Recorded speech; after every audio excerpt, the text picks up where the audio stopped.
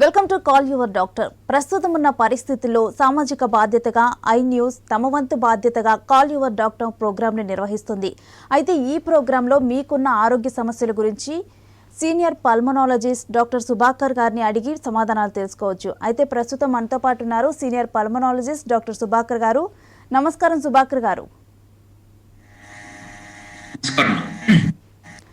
అయితే ప్రజెంట్ అయితే vaccine drive కొనసాగుతుంది కాబట్టి వ్యాక్సిన్ గురించి మాట్లాడుకుందాం. మొదటిగా వ్యాక్సిన్ డోస్ తీసుకున్న తర్వాత కోవిడ్ వచ్చే ఛాన్స్ ఉంటుందా?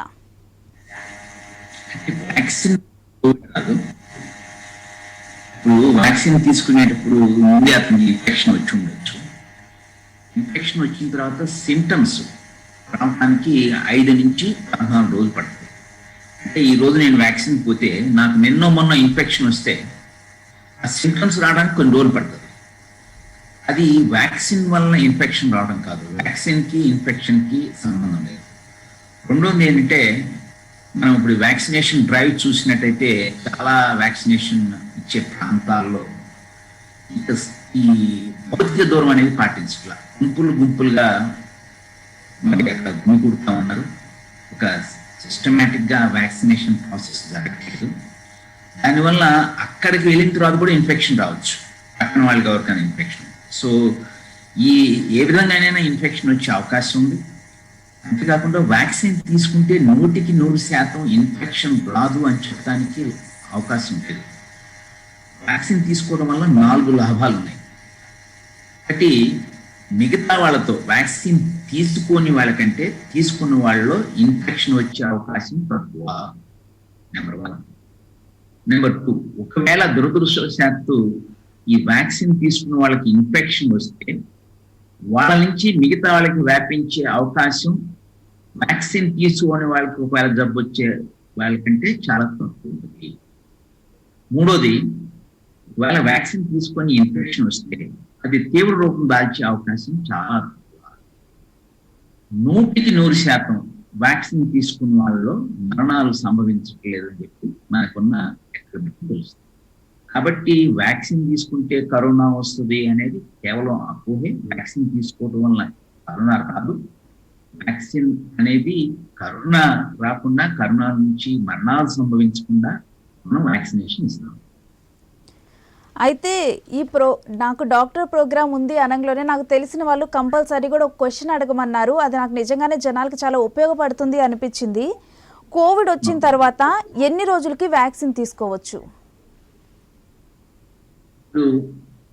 కోవిడ్ వచ్చిన తర్వాత 3 నెలల తర్వాత ఒకవేళ మొదటి డోస్ తీసుకున్నాక, మీరు అన్నాక ఇందాక వ్యాక్సిన్ తీసుకున్నప్పుడు కొంతమంది ఇన్ఫెక్షన్ వస్తాం, అక్కడ ఉన్న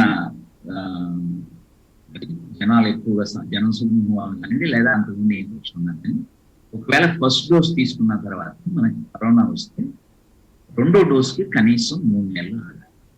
లేదా ఏ డోసు తీసుకోకపోయినా కరోనా వచ్చి ఆ కరోనా వచ్చి పూర్తిగా తగ్గినాక కనీసం 3 నెలల వ్యవధి తర్వాతే మొదటి డోసు తీసుకోవాల్సిన అవసరం. అయితే కనీసం 3 నెలలు గ్యాప్ ఇవ్వాలంటున్నారు. పాజిటివ్ వచ్చిన దగ్గర నుంచి ఆ 3 నెలలు కౌంట్ చేసుకోవాలా, లేకపోతే నెగిటివ్ వచ్చిన తర్వాత ఆ 3 నెలలు కౌంట్ చేసుకోవాలా? అంటే మనకి ఇన్ఫెక్షన్ వచ్చిన తర్వాత ఇప్పుడు కేంద్ర ప్రభుత్వం ఆరోగ్య శాఖ మార్గదర్శకాల ప్రకారం ప్రతి వాళ్ళు 14 రోజులు ఐసోలేషన్ లో ఉండాలి. 14 రోజులు ఐసోలేషన్ అయిన తర్వాత మనం ఎవరికి కూడా మళ్ళీ టెస్ట్ చేయలేదు, నెగిటివ్ టెస్ట్ అవసరం లేదు.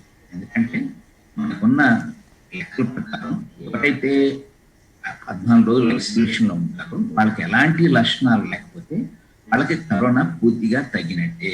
కాబట్టి నెగిటివ్ అయిందా అని చెప్పి మళ్ళీ టెస్ట్ చేయాల్సిన అవసరం లేదు. 14 రోజులు దాటినా ఇంకా లక్షణాలు తీవ్రంగా ఉంటే వాళ్ళకి మాత్రమే టెస్ట్ చేయించుకోవాల్సిన అవసరం ఉంది. కాబట్టి కరోనా పూర్తిగా తగ్గిన తర్వాత, అంటే 14 రోజుల నుంచి మనకు పూర్తిగా తగ్గిపోతుంది. దాని నుంచి 3 నెలలు అవసరం.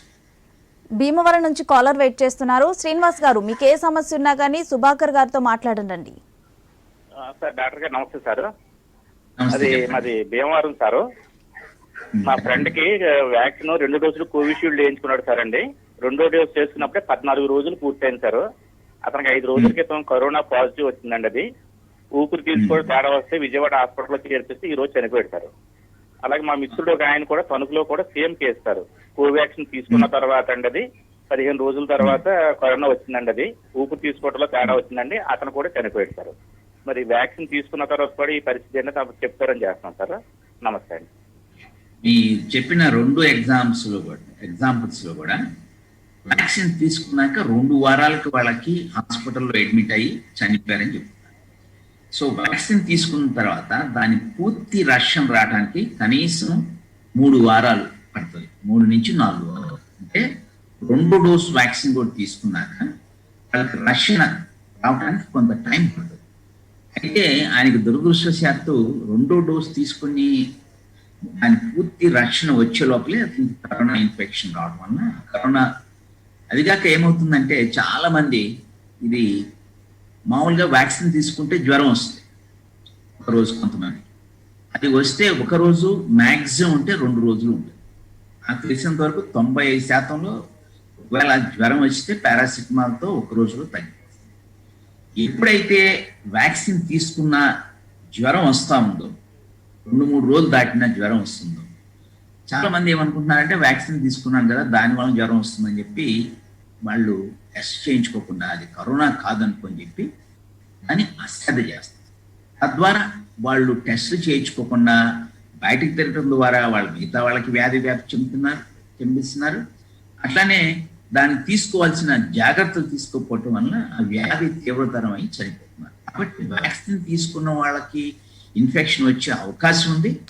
కంపల్సరీగా ఇన్ఫెక్షన్ చాలా అందరికీ వస్తుందని లేదు, కొంతమందికి వస్తుంది. కాబట్టి వ్యాక్సిన్ తీసుకున్నాక ఏదన్నా లక్షణాలు ఉంటే తప్పనిసరిగా అది కరోనాగా భావించి 24 గంటల తర్వాత ఇంకా లక్షణాలు ఉంటే టెస్ట్ చేసుకొని కరోనాకు తీసుకోవాల్సిన జాగ్రత్తలు, కరోనాకు తీసుకోవాల్సిన ట్రీట్మెంట్ తీసుకుంటారు.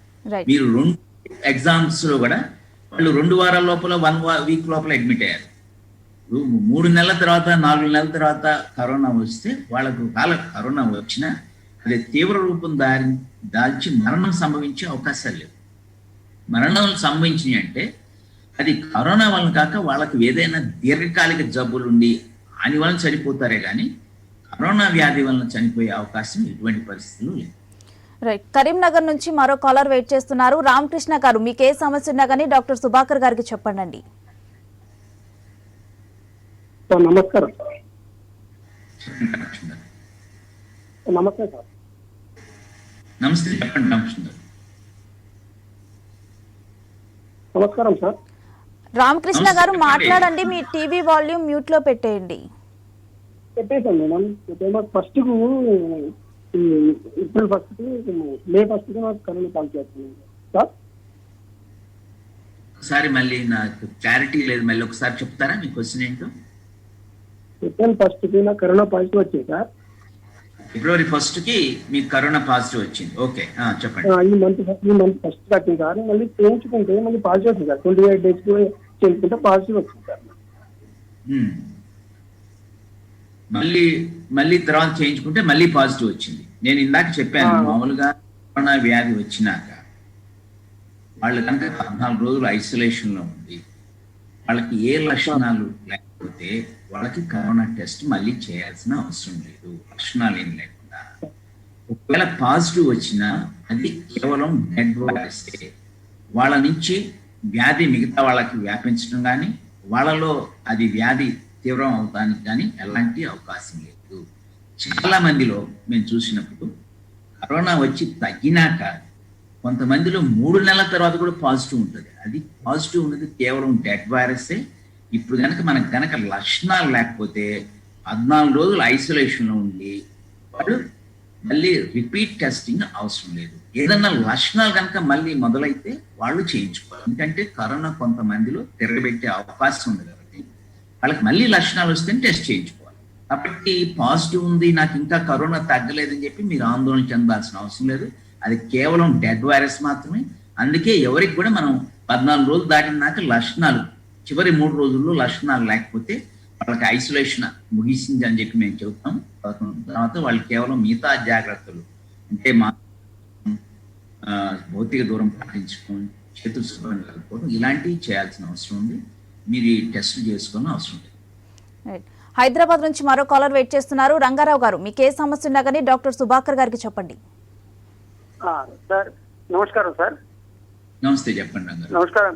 మేము 29th ఏప్రిల్ కోవిషీల్డ్ వేసుకున్నాం first dose. Okay. Second dose మాకు 27th మే ఇచ్చారు. Hello sir. ఏం పడుతుంది చెప్పండి. ఏం పడుతుంది చెప్పండి రంగారావు గారు. సార్ 29th ఏప్రిల్ మేము ఫస్ట్ డోసు కోవిషీల్డ్ వేసుకున్నాం. కానీ మాకు అందులో ఈ దీంట్లో వచ్చింది ఏంటంటే మళ్ళీ నెక్స్ట్ సెకండ్ డోసు 27th మేలో వేసుకోమన్నారు. ఇప్పుడు పోతే లేదంట సార్. అసలు ఎప్పుడు వేసుకోవాలి మేము? 84 days మాకు వర్తిస్తుంది అని చెప్తున్నారు. మేము 84 days నాకు అర్థమైందండి మీ సమస్య. నేను చెప్తాను, నాకు కొంచెం టైం ఇవ్వండి. ఈ కోవిషీల్డ్ వ్యాక్సిన్ మొదట్లో లాంచ్ చేసినప్పుడు మొదటి డోసు తర్వాత రెండో డోసు 4 వారాల తర్వాత తీసుకోమని ఇచ్చారు.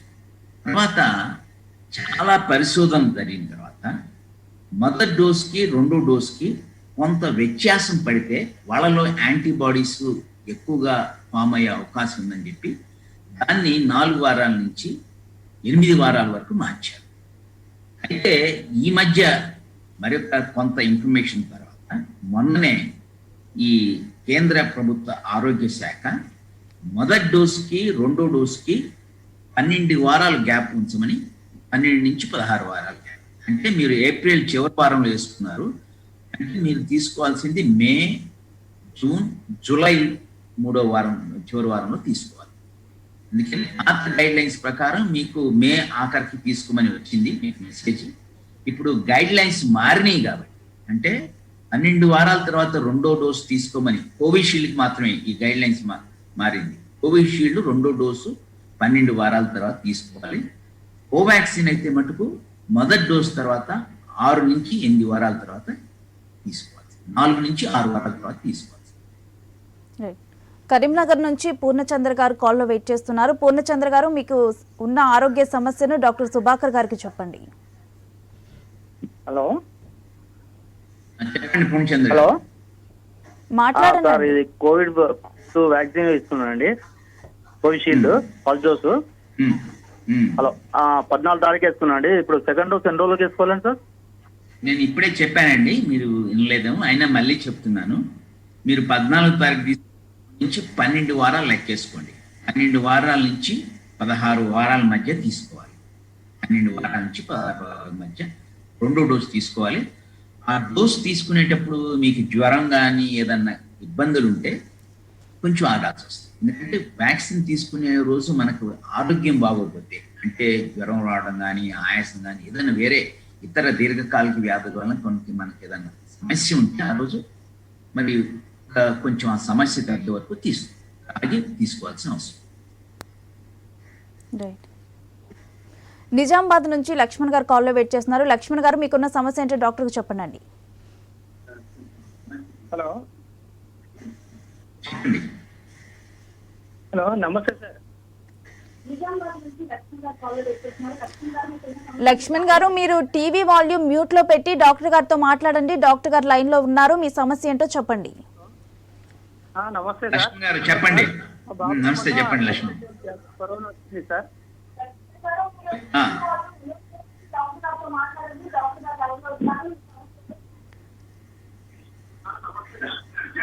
హలో. టీవీ కంప్లీట్ గా మ్యూట్ చేయండి, ఎందుకంటే మీ మాట మీకే వినపడుతుంది. చెప్పండి.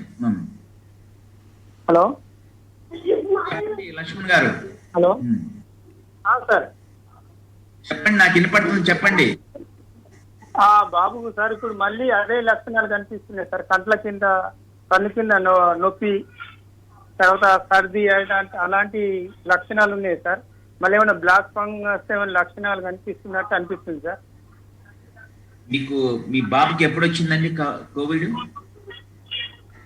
కోవిడ్ 15 days అయితే సార్. ట్రీట్మెంట్ తీసుకున్నాం సార్ ఒక ప్రైవేట్ హాస్పిటల్లో. 15 రోజులు తీసుకున్నారు. ఓకే. ఇప్పుడు ఏముంది చెప్పండి. ఇప్పుడు ప్రస్తుతం ఏముంది చెప్పండి. Last month sir, last month 15th వచ్చింది సార్. ఏప్రిల్ పూర్తిగా తగ్గిపోయిందండి. ఎప్పుడు తగ్గిపోయింది పూర్తిగా? ఇప్పుడు లక్షణాలు సార్, ఇప్పుడు తల నోయడం కానీ, కంట్ల కింద నోయడం, తర్వాత సర్ది, తగ్గిపోయింది సార్, తగ్గిపోయింది. ఇప్పుడు సర్ది ఉంది, ఇంకేముంది? సర్ది అని ఇంకేముంది?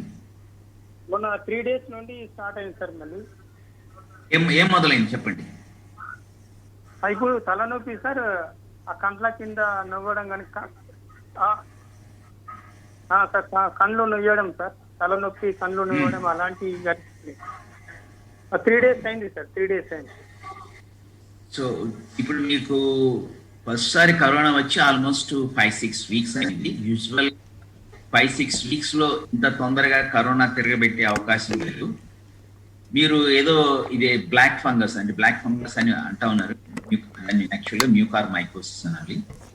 ఈ బ్లాక్ ఫంగస్ ఆ మ్యూకార్మైకోసిస్ లక్షణాలు జలుబు చేయకుండా ముక్కులెమ్మటి నీరు గారడం, ముక్కు లోపల కష్టం ఉంటాం, ముక్కులెమ్మటి ఒకవేళ ద్రవం నల్లగా రావడం, చెంపలు వాయటం, కళ్ళ చుట్టూతా స్వెల్లింగ్ రావడం, తీవ్రమైన తలనొప్పి రావడం, ఇలాంటి లక్షణాలు ఉంటాయి. ముక్కులెమ్మటి రక్తం గారడం. మీకు అంటే యూజువల్గా ఈ డయాబెటీస్ ఉండి షుగర్ వచ్చిన వాళ్ళలో ఈ లక్షణాలు ఉంటాయి. మీరు ఏం చేస్తారంటే ఈ జలుబుకి ఒక 2-3 రోజులు టాబ్లెట్ వేసుకోండి. ఒకవేళ కనుక తగ్గకపోతే మీ డౌట్ కనుక నివారించుకోవాలంటే ఈఎన్టీ డాక్టర్ దగ్గరికి పోతే అది నేసల్ ఎండోస్కోపీ అని చేసి లోపల చూస్తారు. అది మ్యూకార్మైకోసిస్, ఈ బ్లాక్ ఫంగస్ లక్షణాలు ఉంటే దానికి ట్రీట్మెంట్ ఇస్తారు. మీరు అనవసరంగా భయపడాల్సిన అవసరం. మరో కాలర్ వెయిట్ చేస్తున్నారు. రమప్రభు ఫ్రమ్ విజయవాడ. రమప్రభు గారు, మీకు ఏ సమస్య ఉందో డాక్టర్ గారికి చెప్పండి. డాక్టర్ గారు నమస్కారం సార్. నమస్తే, చెప్పండి సార్. మా మిస్సెస్ కి 2nd dose వేసుకున్న తర్వాత లైట్ గా ఫీవర్ వచ్చింది సార్, 9900. కంటిన్యూస్ గా 3 days ఉంటే ఇక ఎన్నికైనా సేఫ్ సైడ్ అని చెప్పేసి మొత్తం కోవాక్సిన్ మన వ్యాక్సిన్ కి సంబంధించిన కోవిడ్ సంబంధించిన ట్రీట్మెంట్ అంతా కంప్లీట్ చేశాను సార్. వ్యాక్సిన్ వేసుకొని ఇవాళ 14 days. అంటే తనకి క్వారంటైన్ అయిపోయినట్ట కాదా ఈ రోజుకి? అదొకటి. దెన్ క్వారంటైన్ అయిపోయిన తర్వాత నెక్స్ట్ అసలు ఇప్పుడు ఏ టెస్ట్ చేయించుకోవాలి కన్ఫర్మేషన్ కోసం, దాని గురించి కొద్దిగా వివరంగా చెప్పండి సార్. నేను చెప్పాను, వ్యాక్సిన్ వేసుకున్న తర్వాత వ్యాక్సిన్ కి కొద్దిపాటి రియాక్షన్ లాగా ఫీవర్ రావచ్చు. ఆ ఫీవర్ కనుక వస్తే అది పారాసిటమాల్ వేసుకుంటే 1 maximum 2 రోజుల్లో తగ్గుతుంది. ఎప్పుడైతే ఈ ఫీవర్ కానీ మిగతా జలుబు కానీ ఇట్లాంటి లక్షణాలు 2 రోజులు దాటినా కానీ ఉంటే వాళ్ళకి ఒకవేళ కరోనా సోకిందో అని చెప్పి మరి టెస్ట్ చేయించుకోవాలి. యూజువల్గా లక్షణాలు మొదలైన తర్వాత 5 రోజుల తర్వాత RT-PCR టెస్ట్ చేయించుకోవాలి. టెస్ట్ చేయించుకొని అందులో వ్యాధి నిర్ధారణ అవుతుంది.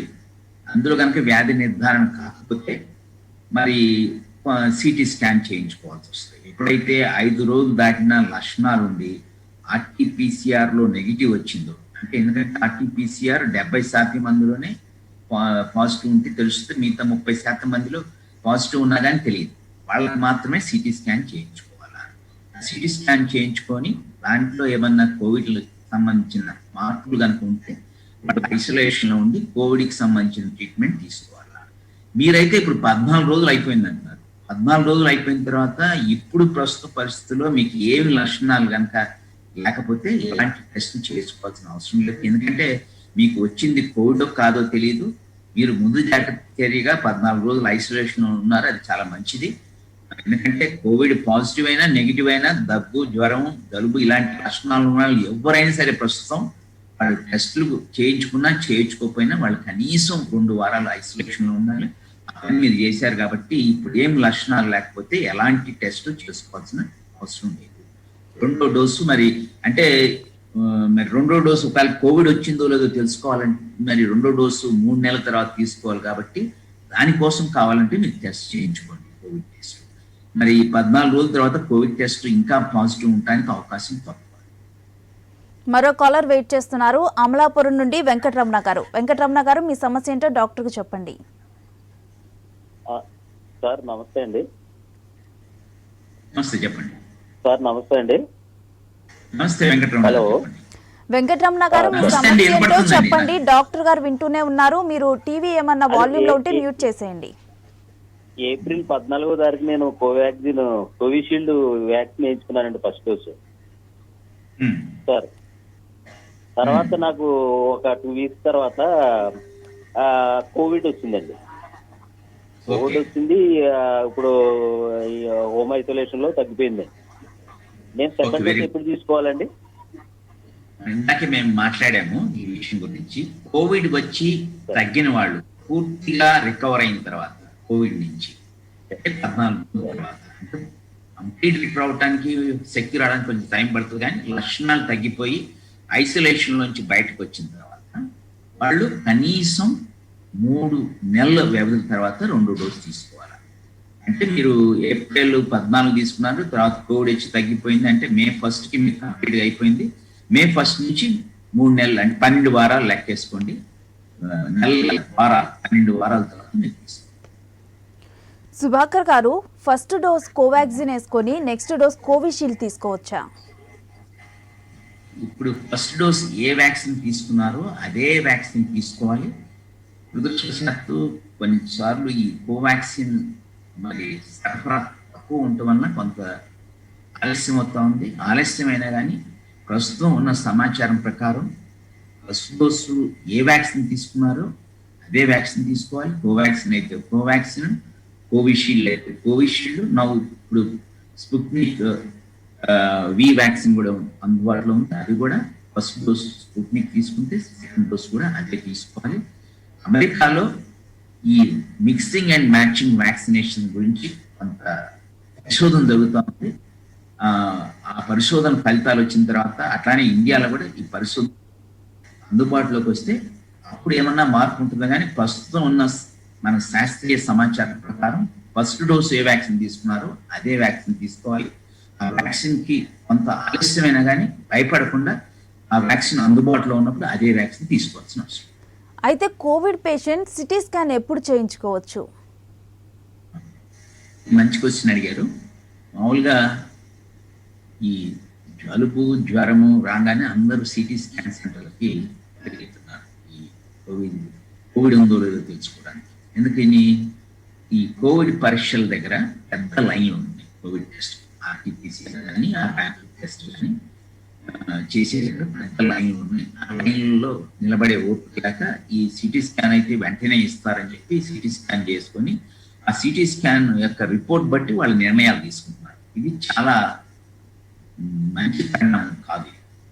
మనం మామూలుగా ఎవరికైతే లక్షణాలు ఉన్నాయో అంటే కోవిడ్ లక్షణాలు దాదాపు 14 లక్షణాలు ఉన్నాయి. కోవిడ్ లక్షణాలు ఒళ్ళు నొప్పులు, ఆకలి లేకపోవటం, రుచి లేకపోవటం, నిస్సత్తుగా ఉండటం, ఒళ్ళు నొప్పులు ఉండటం, పొట్ట నొప్పి, కంట్లో ఇన్ఫెక్షన్ వల్ల ఇలాంటి ఏ లక్షణాలు కనిపడినా కానీ ఒక 5 రోజుల తర్వాత ఒక అందుబాటులో ఉంటే ర్యాపిడ్ టెస్ట్ చేయించుకోవాలి. ర్యాపిడ్ టెస్ట్ అంటే వెంటనే రిజల్ట్ వస్తుంది. ఇప్పుడు ఐసీఎంఆర్ వాళ్ళు, మన భారతదేశ ప్రభుత్వం వాళ్ళు ఇంటిలోనే చేసుకునే ర్యాపిడ్ టెస్ట్ కి అనుమతి వచ్చింది. ఇంట్లోనే మనం చేసుకోవచ్చు, అయితే అందులో కేవలం 40% మందిలోనే ఆ కిట్లో ద్వారా మనకి జబ్బు నిర్ధారణ. అంటే ఒకవేళ ర్యాపిడ్ టెస్ట్ కనుక పాజిటివ్ వస్తే 100% మనకు కోవిడ్ ఉన్నట్లే. కానీ ఒక 60% మందిలో కోవిడ్ ఉన్నప్పటికి కూడా వాళ్ళకి టెస్ట్ చేస్తే అందులో తెలియదు, నెగిటివ్ ఉంది. వాళ్ళు నెక్స్ట్ స్టెప్ లో ఆర్టీపీసీఆర్ టెస్ట్ చేసుకోవాలి. ఆర్టీపీసీఆర్ టెస్ట్ లో కూడా 100% అది కరెక్ట్ గా రిజల్ట్స్ ఇవ్వదు. పాజిటివ్ ఉంటే పాజిటివ్, నెగిటివ్ ఉండటానికి అవకాశం ఉంది 30% మందిలో. మనకి కరోనా ఉన్నప్పటికి కూడా ఈ ఆర్టీపీసీఆర్ లో 30% మందిలో ఈ ఆర్టీపీసీఆర్ టెస్ట్ ద్వారా మనం మిస్ అవుతాం.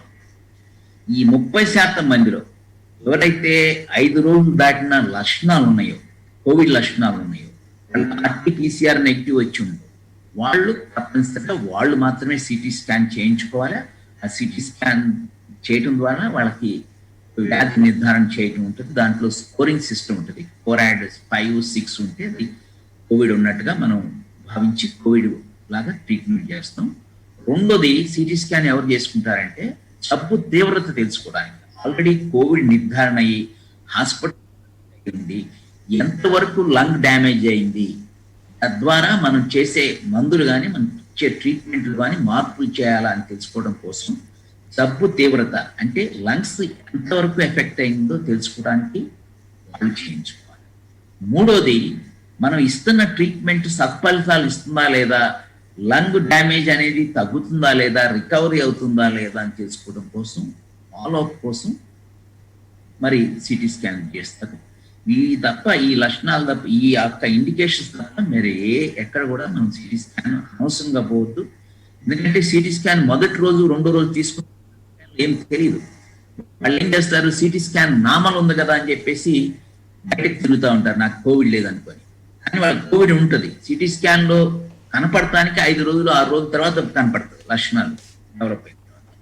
సో తద్వారా వాళ్ళు ఏం చేస్తారంటే వాళ్ళు ఎలాంటి రక్షణ తీసుకోకుండా వాళ్ళ కుటుంబ సభ్యులకి, మిగతాలో సమాజంలో మిగతా కూడా ఈ కోవిడ్ ని వ్యాపించే అవకాశం ఉంది. కాబట్టి అనవసరంగా సిటీ స్కాన్కి వెళ్ళొద్దు. సిటీ స్కాన్కి అనవసరంగా వల్ల ఆ సిటీ స్కాన్ వెళ్ళి అక్కడ సిటీ స్కాన్ మిషన్ లో మిగతా వాళ్ళకి కోవిడ్ పాజిటివ్ టెస్ట్ చేసి మనం చేయించుకుంటే తద్వారా కూడా కోవిడ్ అవకాశం ఉంది. కాబట్టి ఆర్టీపీఆర్ నెగిటివ్ ఉంటే, ఇంకా లక్షణాలు ఉంటే 5 రోజులు దాటిన తర్వాత కూడా లక్షణాలు ఉంటే వాళ్ళు మాత్రమే సిటీ స్కాన్ చేయించుకోవాలి. అయితే ఆటో ఇమ్యూన్ డిసీజ్ ఉన్నవారు వ్యాక్సిన్ వేసుకోవచ్చా?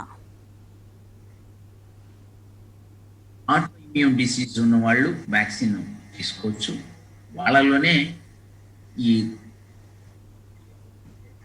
కోవిడ్ వచ్చే అవకాశం ఎక్కువ ఉంది. కాబట్టి ఆటో ఇమ్యూన్ డిసీజ్ ఉన్న వాళ్ళు, దీర్ఘకాలిక జబ్బులు ఉన్న వాళ్ళు కూడా వ్యాక్సిన్ తీసుకోవచ్చు. కాకపోతే దురదృష్టవశాత్తు వాళ్ళకి వ్యాక్సిన్ ఇచ్చిన పూర్తి స్థాయిలో రక్షణ వస్తుందని చెప్పి మనం భరోసా ఇవ్వలేము. ఏదేమైనప్పటికీ కూడా దీర్ఘకాలిక జబ్బులు ఉన్న వాళ్ళు, ఆటో ఇమ్యూన్ జబ్బులు ఉన్న వాళ్ళు, కిడ్నీ ట్రాన్స్ప్లాంట్ అయిన వాళ్ళు, వీళ్ళందరూ కూడా తప్పనిసరిగా వ్యాక్సిన్ తీసుకోవాలి. వాళ్ళే రిస్క్ గ్రూప్స్. వ్యాక్సిన్ ఒకవేళ కనుక కరోనా వచ్చి తీవ్రరూపం దాల్చే అవకాశం ఉంది కాబట్టి వాళ్ళు. రైట్. థ్యాంక్ యూ సుభాకర్ గారు. కాలర్స్ అడిగిన ప్రశ్నలకు చక్కటి సమాధానాలు తెలియజేశారు. అలానే కోవిడ్కి సంబంధించి మాకు చాలా ఇన్ఫర్మేషన్ తెలియజేశారు. చూసారు కదా వ్యూయర్స్, ఇది ఇవాళ call your doctor. Keep watching I news. మీతోనే